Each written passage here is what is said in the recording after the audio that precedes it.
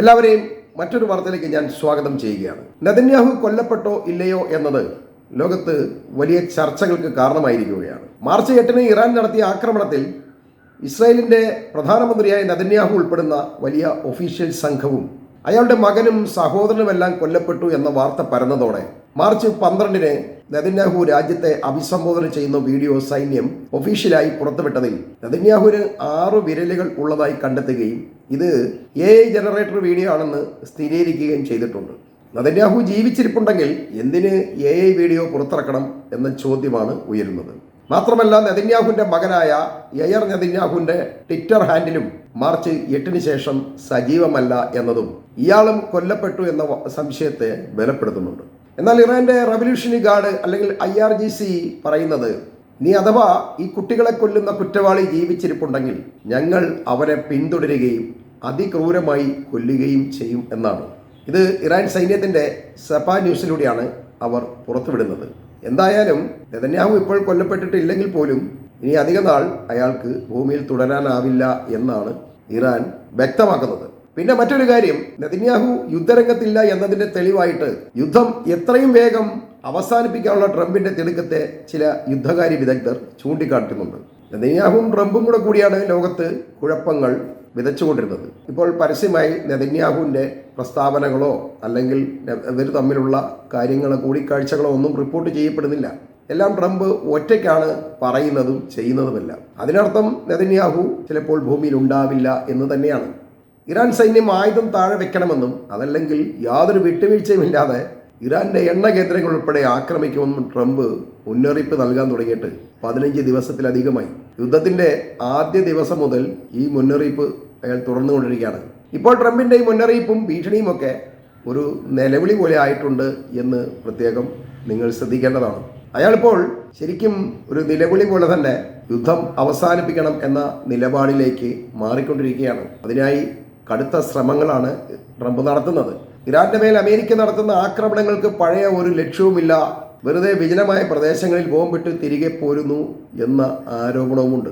ഇങ്ങനെ ആരോപണം ഉന്നയിക്കുന്നവർ കാരണമായി പറയുന്നത്, ടെഹ്റാനിലും ഇറാന്റെ പ്രധാന നഗരപ്രദേശങ്ങളിലും ഇറാൻ അതിശക്തമായ വ്യോമ പ്രതിരോധ സംവിധാനങ്ങൾ വിന്യസിച്ചത് ഭയന്നാണ് അമേരിക്ക താരതമ്യേന പ്രതിരോധമില്ലാത്ത സ്ഥലങ്ങൾ കേന്ദ്രീകരിച്ച് ആക്രമണങ്ങൾ നടത്തുന്നത് എന്നാണ്.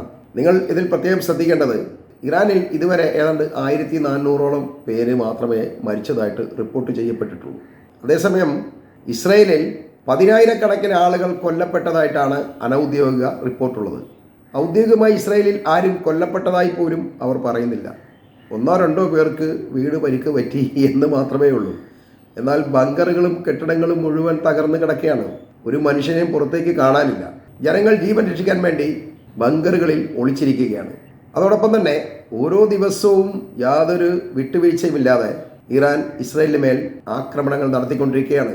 ഇസ്രായേലിന്റെ തകരാത്ത ഓരോ മേഖലകളും പൂർണ്ണമായും തകർത്തുകൊണ്ടിരിക്കുകയാണ് ഇറാൻ ഇപ്പോൾ ചെയ്യുന്നത്. അപ്പോൾ ഇതിനൊക്കെ ഒരു അറുതി വേണം. റഷ്യയുടെ പെട്രോൾ വിൽപ്പനയ്ക്ക് ഇളവ് അനുവദിച്ചുകൊണ്ട് യുദ്ധം എങ്ങനെയെങ്കിലും അവസാനിപ്പിച്ചിറണമെന്ന നിലവിളിയുമായി ട്രംപ് പുടിനെ സമീപിച്ചെങ്കിലും ഇറാനോട് പറഞ്ഞു നോക്കാം എന്ന നിലപാടാണ് പുടിൻ സ്വീകരിച്ചിട്ടുള്ളത്.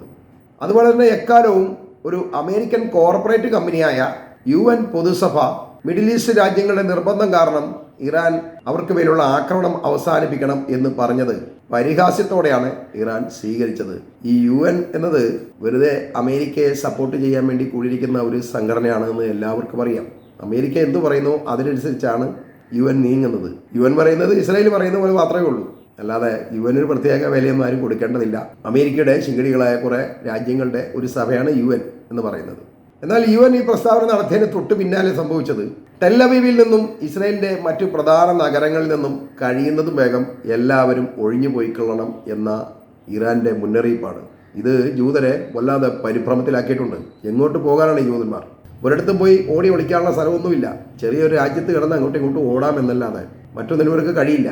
ഇറാന്റെ ഈ മുന്നറിയിപ്പിനെ തുടർന്ന് Gaza, Jordan valley, Judea, Samaria, Arabah എന്നിവ ഉൾപ്പെടെയുള്ള പ്രദേശങ്ങളിലെ നിയന്ത്രണങ്ങൾക്ക് ഇപ്പോൾ സൈന്യം ഇളവ് നൽകിക്കൊണ്ട് ജനങ്ങൾക്ക് രക്ഷപ്പെടാനുള്ള വഴികളാണ് തുറന്നിട്ട് കൊടുത്തിരിക്കുന്നത്. എങ്ങോട്ടെങ്കിലും ഓടി രക്ഷപ്പെട്ടോ എന്നാണ് പറയുന്നത്.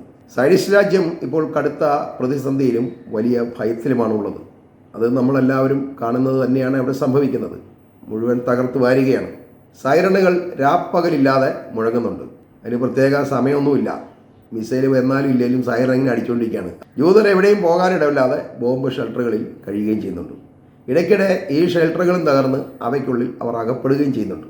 ഇതിൽ നമ്മൾ മനസ്സിലാക്കേണ്ട ഒരു കാര്യമുണ്ട്.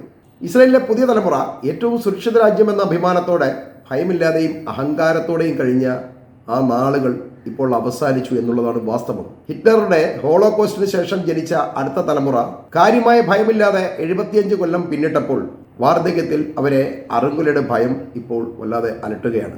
ഇതിൽ നിന്ന് നമ്മൾ മനസ്സിലാക്കേണ്ടത് ഇപ്പോഴത്തെ തലമുറയും ഇതിനു മുമ്പുണ്ടായിരുന്ന തലമുറയും അതിനു മുമ്പുണ്ടായിരുന്ന തലമുറയുമെല്ലാം ശത്രുഭീഷണിയിൽ നിന്നും ഒരിക്കലും മുക്തമല്ല എന്നുള്ള കാര്യമാണ്.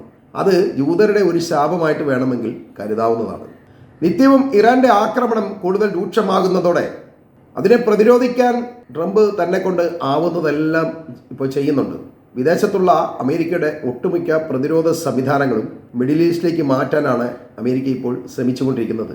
അതിന്റെ ഭാഗമായി ജപ്പാൻ ആസ്ഥാനമായുള്ള US ട്രിപ്പോളി നയിക്കുന്ന ഒരു അംഫിബിയസ് അസോൾട്ട് യൂണിറ്റ് ഉടൻ മിഡിൽ ഈസ്റ്റിൽ എത്തുമെന്നാണ് റിപ്പോർട്ടുകൾ വന്നിട്ടുള്ളത്. നിരവധി ചെറിയ കപ്പലുകളുടെ ഈ യൂണിറ്റിൽ ഏകദേശം നാവികരും മറൈൻ സൈനികരും ഉൾപ്പെടെ 5000-ഓളം ആളുകളുണ്ട്. ഈ അംഫിബിയസ് അസോൾട്ട് ഷിപ്പുകൾ യുദ്ധക്കപ്പലുകളല്ല എന്ന് നിങ്ങൾ ഓർക്കണം. വലിയ യുദ്ധക്കപ്പലുകൾ ഇനി മിഡിൽ ഈസ്റ്റിലേക്ക് അമേരിക്ക അയക്കില്ല എന്ന് തീരുമാനമെടുത്തിട്ടുണ്ട്. കൊണ്ടുവന്ന കപ്പലെല്ലാം ആക്രിയായി പൊളിച്ച് വിൽക്കേണ്ടി വരികയാണ് അമേരിക്കയ്ക്ക് സംഭവിച്ചത്. ഇപ്പോഴത്തെ കപ്പൽ യൂണിറ്റ് സൈനികരെ കരയിൽ ഇറക്കാൻ വേണ്ടി മാത്രമുള്ളതാണ്. ഇതിൽ ഹെലികോപ്റ്ററുകളും F-35 വിമാനങ്ങളും എല്ലാം ഉണ്ടാവും ഈ കപ്പലിനുള്ളിൽ. ഈ സൈന്യത്തെ കരയിലേക്ക് ഇറക്കിയിട്ട് കരയിൽ വന്ന് ഈ 5000 പേർ എന്ത് ചെയ്യാനാണ് പോകുന്നത് എന്ന് നമുക്ക് കാത്തിരുന്ന് കാണാം. ഈ 5000 സാവുപട്ടികൾ വലിയ താമസമില്ലാതെ അമേരിക്കയിലേക്ക് തിരിച്ചു പോകുന്നതും നമുക്ക് കാണാൻ കഴിയും എന്നുള്ളതാണ് ഇതിൻ്റെ പിന്നിലുള്ള മറ്റൊരു സത്യാവസ്ഥ. ഇനി എന്തൊക്കെ കൊണ്ടുവരുമെന്ന് പറഞ്ഞിട്ടും ഇതെല്ലാം ട്രംപിൻ്റെ ദുർബലമായ പ്രതിരോധ പബ്ലിസിറ്റി സ്റ്റണ്ടായിട്ടാണ് വിലയിരുത്തപ്പെടുന്നത്. സൈനികമായും രാഷ്ട്രീയമായും ട്രംപ് മിഡിൽ ഈസ്റ്റിൽ കനത്ത പരാജയത്തിലാണ് ഇപ്പോഴുള്ളത്. അറബ് രാജ്യങ്ങളുടെ സംരക്ഷണം എന്ന അമേരിക്കയുടെ പൊള്ളത്തരം ഇനി മിഡിൽ ഈസ്റ്റിൽ ചിലവാകില്ല. പകരം മിഡിൽ ഈസ്റ്റിലെ അമേരിക്കയുടെ സംരക്ഷണം ഉറപ്പിക്കൂ എന്നാണ് അറബ് സോഷ്യൽ മീഡിയകളിൽ ട്രംപിനെ പരിഹസിക്കുന്നത്. ഇതെല്ലാം ട്രംപിന്റെ എടുത്തുചാട്ടം കൊണ്ട് സംഭവിച്ചതാണ് എന്നും നമ്മൾ അറിയണം. ഇറാനെക്കുറിച്ച് വ്യക്തമായി പഠിക്കാതെ അയാളും നെതന്യാഹുവിനും യുദ്ധത്തിനിറങ്ങി സഖ്യകക്ഷികളെ പോലും അമ്പരപ്പിക്കാനുള്ള ശ്രമമാണ് നടത്തിയത്. അതാണ് മൂടോടെ ഇപ്പോൾ താഴോട്ട് പോയിരിക്കുന്നത്. ഈ അവസരം സഖ്യകക്ഷികൾ ശരിക്കും മുതലെടുക്കുന്ന കാഴ്ചയും ഈ യുദ്ധത്തിനിടയിലൂടെ നമുക്ക് കാണാം. ട്രംപ് എത്ര അഭ്യർത്ഥിച്ചിട്ടും യുദ്ധത്തിൽ അമേരിക്കയ്ക്കൊപ്പം പങ്കെടുക്കാൻ അമേരിക്കയുടെ സഖ്യകക്ഷികളായ യൂറോപ്പിൽ ആരും തന്നെ തയ്യാറാവുന്നില്ല എന്നത് പ്രത്യേകം ശ്രദ്ധേയമാണ്. മിഡിൽ ഈസ്റ്റിൽ നിന്നും ഇറ്റലി ഔദ്യോഗികമായി പിൻവാങ്ങിയതായിട്ട് പ്രധാനമന്ത്രി ജോർജിയ മെലോണി കഴിഞ്ഞ ദിവസം സെനറ്റിൽ പറയുക വരെ ഉണ്ടായി. ഇറ്റലി മിഡിൽ ഈസ്റ്റിലെ യുദ്ധത്തിന്റെ ഭാഗമല്ല, ഇറാനെതിരായ യുദ്ധത്തിൽ പങ്കെടുക്കുകയുമില്ല എന്നാണ് ഇറ്റലി അമേരിക്കയെ അറിയിച്ചിട്ടുള്ളത്. ചെങ്കടലിലെ കപ്പലുകൾക്ക് സംരക്ഷണം നൽകുന്ന ഓപ്പറേഷൻ ആസ്പീഡ്സ് എന്ന യൂറോപ്യൻ യൂണിയൻ ദൗത്യത്തിൽ പങ്കെടുക്കുന്നവരാണ് ഇറ്റാലിയൻ നാവികസേന എന്നോർക്കണം. ഇവർ പിന്മാറുന്നത് ട്രംപിന് കനത്ത തിരിച്ചടിയുമാണ്. അതുപോലെ തന്നെ ഇറ്റലിക്ക് പിന്നാലെ പല യൂറോപ്യൻ രാജ്യങ്ങളും യുദ്ധത്തിൽ സഹകരിക്കാൻ കഴിയില്ലെന്ന് ട്രംപിനെ അറിയിച്ചിട്ടുണ്ട്. ഇറാന് മേൽ ഉപരോധങ്ങൾക്ക് മുൻകൈയെടുത്ത യൂറോപ്യൻ രാജ്യങ്ങൾ പിന്മാറുന്നത് ശരിക്കും ഭയന്ന് തന്നെയാണ് എന്നുള്ള കാര്യത്തിൽ യാതൊരുവിധ തർക്കവുമില്ല. അതിന് പ്രധാനമായും മറ്റൊരു കാര്യം കൂടിയുണ്ട്. ഉക്രൈൻ യുദ്ധത്തെ സഹായിക്കുന്ന യൂറോപ്പിനെ റഷ്യ നോട്ടമിട്ടിരിക്കുകയാണ്. ഉക്രൈൻ യുദ്ധം അവസാനിച്ചാൽ അടുത്തത് യൂറോപ്പിനെയാവും റഷ്യ ആക്രമിക്കുക എന്ന ഭയം അവർക്ക് നന്നായിട്ടുണ്ട്. റഷ്യ ആക്രമിക്കുന്ന സമയത്ത് ആ യുദ്ധത്തിൽ ഇറാനും കൂടി നേരിട്ട് പങ്കെടുക്കാതിരിക്കാൻ വേണ്ടിയാണ് യൂറോപ്പ് ഇങ്ങനെ ഒരു നിലപാട് എടുക്കുന്നത് എന്ന് നമ്മൾ മനസ്സിലാക്കുക. റഷ്യയും ഇറാനും കൂടി അടിച്ചാൽ തീരാനുള്ളതേ ഉള്ളൂ യൂറോപ്പിലെ കൊച്ചു കൊച്ചു രാജ്യങ്ങൾ. അതവർക്ക് നന്നായിട്ടറിയാം. ഇവർ ഒരുമിച്ച് നിൽക്കുമ്പോൾ ഒരു ശക്തിയാണെന്ന് പറയുമെങ്കിലും ഒറ്റയ്ക്കൊറ്റയ്ക്ക് നിൽക്കുമ്പോൾ ഇവർ വെറും സംസ്ഥാനങ്ങളെപ്പോലെ ചെറിയ രാജ്യങ്ങൾ മാത്രമാണ്. അമേരിക്കയുടെ അല്ലെങ്കിൽ ട്രംപിനെ സംബന്ധിച്ച് അവർക്ക് വന്നു ചേരേണ്ട എല്ലാവിധ സഹായങ്ങളും ഏതാണ്ട് ഇപ്പോൾ നിലച്ച മട്ടാണ്. യുദ്ധത്തിൻ്റെ കനത്ത സാമ്പത്തിക ചിലവ് പോലും അമേരിക്ക ഒറ്റയ്ക്ക് വഹിക്കേണ്ട ഒരു ഗതികേടിലാണ് എത്തിയിട്ടുള്ളത്. ഇത് പരിഹരിക്കാനും എങ്ങനെയെങ്കിലും കുറച്ച് കാശ് വാങ്ങാൻ വേണ്ടിയൊക്കെ ആയിരിക്കും ട്രംപ് മിഡിൽ ഈസ്റ്റിലെ ഭരണാധികാരികളെ കാണാനുള്ള തയ്യാറെടുപ്പുകൾ നടത്തുന്നതായിട്ട് അമേരിക്കൻ ഡിഫൻസിൻ്റെതായ ചില റിപ്പോർട്ടുകൾ ഇപ്പോൾ പുറത്തു വന്നിട്ടുണ്ട്. നിലവിൽ യുദ്ധസാഹചര്യം രൂക്ഷമായതിനാൽ ഗൾഫ് സഖ്യകക്ഷികളുമായി അദ്ദേഹം നിരന്തരം ഫോണിലൂടെയും അതുപോലെ തന്നെ പ്രതിനിധികൾ വഴിയൊക്കെ ആശയവിനിമയം നടത്തുന്നുണ്ട്. ഇപ്പോൾ വന്നുകൊണ്ടിരിക്കുന്ന യുദ്ധ ചിലവുകൾ പങ്കിടുന്നതിനെക്കുറിച്ചും അതുപോലെ ഹോർമസ്, ചെങ്കടൽ തുടങ്ങിയ ഈ കടൽ വഴികളിലെ സുരക്ഷയെക്കുറിച്ചും ട്രംപ് പരസ്യമായി തന്നെ തന്റെ നിലപാടുകളൊക്കെ വ്യക്തമാക്കിയിട്ടുണ്ട്. കപ്പലുകൾക്ക് സംരക്ഷണം നൽകും, ഇറാനെ കയറി അടിക്കും, അവിടെയുള്ള എല്ലാ കപ്പലുകളെയും ഞാൻ ഈസി ആയിട്ട് വന്ന് കടത്തിവിടും. ഇങ്ങനെയൊക്കെ ട്രംപ് ഒരുപാട് തള്ളിമറിക്കുന്നുണ്ട്. ഇതൊന്നും നടക്കുന്നില്ലെന്നേ ഉള്ളൂ. എന്നാൽ ട്രംപ് ഇങ്ങനെയൊക്കെ പറഞ്ഞാലും മിഡിൽ ഈസ്റ്റ് ഭരണാധികാരികൾ ട്രംപിനെ വിശ്വാസത്തിലെടുക്കാത്തത് കൊണ്ട് പണം നൽകുന്ന കാര്യത്തിൽ ഉറപ്പില്ല. അതുകൊണ്ടാണ് ട്രംപ് വീണ്ടും മിഡിൽ ഈസ്റ്റ് എത്താനുള്ള സാധ്യതയായിട്ട് വിലയിരുത്തുന്നത്. പിന്നെ ഇത് മാത്രമല്ല, ഈ മാസം അതായത് മാർച്ച് 31 മുതൽ ഏപ്രിൽ 2 വരെ ട്രംപ് അവരുടെ കടുത്ത ശത്രുവായ ചൈന സന്ദർശിക്കാനുള്ള ഒരു പദ്ധതിയാണ് ഇട്ടിരിക്കുന്നത്. അതിനു പിന്നിലുള്ള പ്രധാന കാരണം ഉപരോധങ്ങൾ വകവയ്ക്കാതെ ഇറാന്റെ എണ്ണ വാങ്ങുന്നത് ചൈന തുടരുകയാണ്. അത് തടയുക എന്ന ലക്ഷ്യത്തോടെയാണ്. ചൈന ഇങ്ങനെ എണ്ണ വാങ്ങുന്നത് കൊണ്ടാണ് യുദ്ധമായിട്ടും ഇറാന്റെ സമ്പദ് വ്യവസ്ഥ തകരാതെ ഇങ്ങനെ നിലനിൽക്കുന്നത്.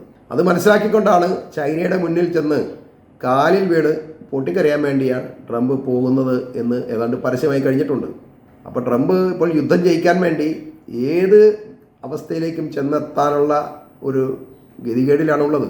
ട്രംപിൻ്റെ ഭീഷണികൾ നിലവിളിയായും അത് രോധനമായും പിന്നീട് തേങ്ങലായി മാറുകയും ചെയ്യുമ്പോൾ നെതന്യാഹു, ട്രംപ് എന്ന 2 ഭ്രാന്തൻ പ്രസിഡന്റുമാർ സ്വന്തം രാജ്യങ്ങളെ താറുമാറാക്കിയ കഥയാവും പിന്നീട് ചരിത്രത്തിന് പറയാനുള്ളത്. ഈ വാർത്തകൾ ഞാനിവിടെ അവസാനിപ്പിക്കുകയാണ്.